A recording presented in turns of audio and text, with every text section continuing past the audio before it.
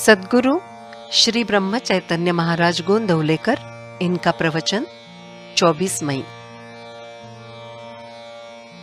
नाम को प्राणों के साथ संभाले। हमें ये जिह्वा दी गई है, उसका उपयोग यदि हम नामस्मरण करने के सिवाय और कुछ करने में करेंगे तो क्या वो ठीक होगा? जो करने से भगवान की प्राप्ति हो वो ना करके और बातें करने में समय व्यतीत करें तो काम कैसे होगा? तुम अभी पढ़ते हो, पढ़ने के लिए किताबें खरीदी हैं। उन किताबों को अगर सिरहाने रखने लगो तो क्या पढ़ाई होगी? इसलिए कहता हूं, हमें जिह्वा दी गई है तो उसका उपयोग यदि भगवान की प्राप्ति के लिए नहीं किया गया तो पांव न होते तो क्या हर्ज था? तुम्हारे सामने प्रत्यक्ष ब्रह्मानंद महाराज, श्री ब्रह्म चैतन्य महाराज के सर्वोत्तम शिष्य, इनका उदाहरण है। फिर भी ऐसा क्यों करते हो? उन्होंने क्या किया? नामस्मरण के सिवाय उन्होंने कुछ भी नहीं किया। नाम को उन्होंने प्राणों के साथ संभाला। तुम उतना प्रेम नाम के लिए नहीं कर पाते तो कम से कम जितना प्रेम तुम अपनी देह के लिए करते हो उतना तो नाम के लिए करो। इन दिनों कलिकाल का एक एक दिन भगवान के प्रति हमारा भाव नष्ट करने का कारण हो रहा है। जो भी हो, इस समय हमें अपने को संभालना चाहिए। यदि अश्रद्धा उत्पन्न होगी तो समझो हमारा पाप ही बाधा हो रहा है और उस समय नामस्मरण करते रहो। मुझ पर व्यवहार की दृष्टि से चाहे विश्वास मत रखो, लेकिन मैं जो नामस्मरण करने को कहता हूं उस पर जरूर विश्वास करो।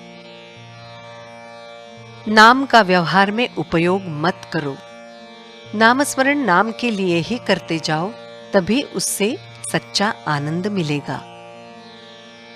दिन में नामस्मरण करने के लिए कितना समय बिताया, इसका प्रतिदिन विचार करते जाओ और नामस्मरण के लिए कुछ न कुछ समय निश्चित ही व्यतीत करो। फलतः विश्वास बढ़ता जाएगा। सच्चा संतोष तुम्हें नाम से ही मिलेगा।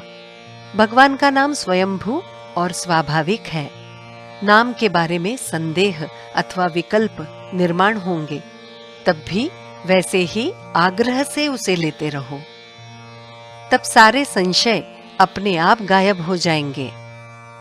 सचमुच भगवान का नाम बैंक में जमा किए हुए पैसे की तरह है। मौका आने पर वो खास काम आता है। विकल्पों के उच्चाटन की असली चाबी यदि कोई है तो वो केवल भगवान का नाम ही है। भगवान की शरण में जाकर लगन से ऐसी प्रार्थना करें कि हे भगवान, तुम्हारे नाम के लिए मेरे मन में प्रेम पैदा करो। तब उसके प्रति अपने आप प्रेम बढ़ेगा और भगवान का सच्चा दर्शन होगा। वासना के कारण मेरे आनंद का भंग होता है, मतलब वासना मेरे आनंद को चुराती है। जिस संतोष के लिए मैं अथक परिश्रम कर रहा हूं, वो संतोष ही वासना भगा ले जाती है। नामस्मरण के कारण वासना को योग्य दिशा प्राप्त होती है, अर्थात वासना का क्षय होता रहता है। इसलिए निरंतर नामस्मरण करते रहना चाहिए, जिससे धीरे धीरे वासना का अंत होगा और केवल आनंद ही हमें प्राप्त होगा। अपनी जबान को नाम की आदत डालनी चाहिए। शुरू शुरू में भूल हो सकती है, लेकिन बाद में अपने आप स्मरण होगा। जानकी जीवन स्मरण जय जय राम।